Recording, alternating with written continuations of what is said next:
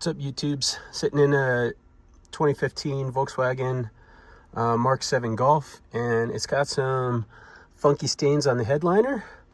So I'm gonna fix it, or I don't know if I'm gonna fix the stain, but I'm gonna keep it from leaking.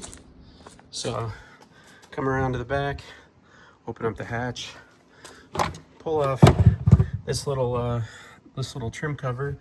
But before even doing that, you can come around and see these guys right here. So on this car, these are you know, the little plastic clips that hold these boots in have broken, and so got some of these, about 15-20 bucks a piece on FCP Euro.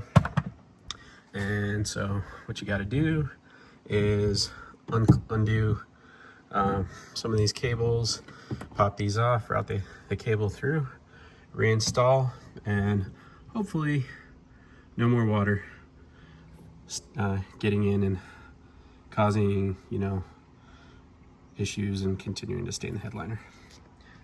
Hope this helps.